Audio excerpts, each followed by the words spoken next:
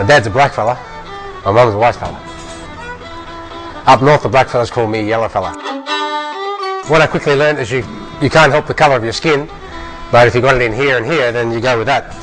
And it's important that our remnant Indigenous cultures stay with that, because we're now a minority group as to what was once the majority group.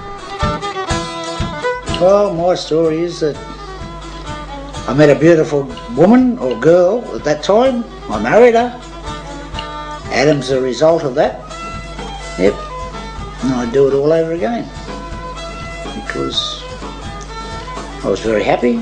I was very sad to lose my wife. Unfortunately, these things happen.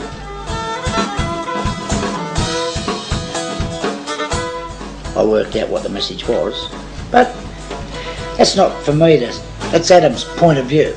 That's not my point of view, so if he wants to put it down on canvas, then that's good. Adam is an activist where I'm just a moderate. I mean, I have some good arguments with Adam, but I love having a talk to him. What are you? Well, that's what she's asking you. I'm Koori. And that's my life. Well, see, I said I'm an Australian. Then I'm Aboriginal. And everybody that comes to this country should be Australian. That's my dad. He's a little child that's never got to come out because he realises he's stuck in a corner. He wants to say this stuff, but where he grew up, he was never allowed to say it.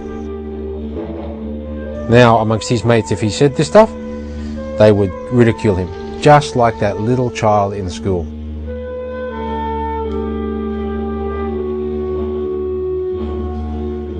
See, Adam exposed himself to more of the Aboriginal culture and the Aboriginal society than what I do.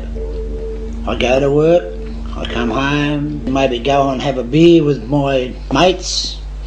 I'm not exposed to that, to the Aboriginal culture.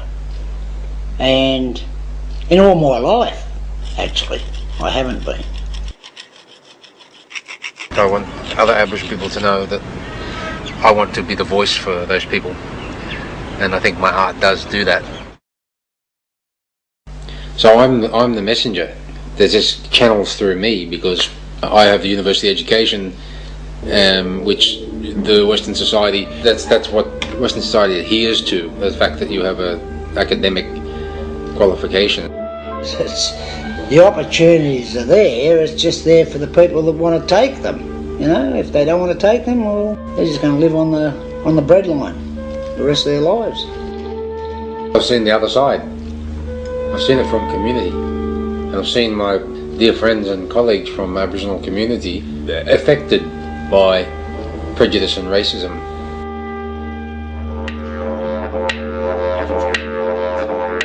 He uses his Aboriginality very well. He uses it sort of in a humorous way, but he also uses it as a weapon. I think he's a very successful terrorist. For so long, white middle class Australia has eradicated Indigenous culture and the practice of rituals, which are so much more important and so much more relevant. It was an example of showing what white middle class Australia does to the environment, whereas the people from the earth become destitute and in need of assistance in some way.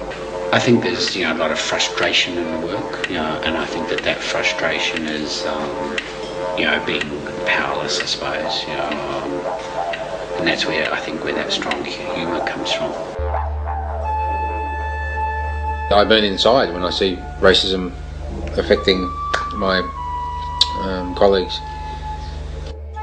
There's no place for it. There's no place for it here, in this community, there's no place for it in this city, in this state, the country. And I won't allow racists to get away with it. It's preached by the government, and it's something that we need to change. And is the gross irony in this country, and it's a fear. It's all fear. People are afraid of learning about Indigenous culture and confronted by the fact that we have issues that we have to deal with.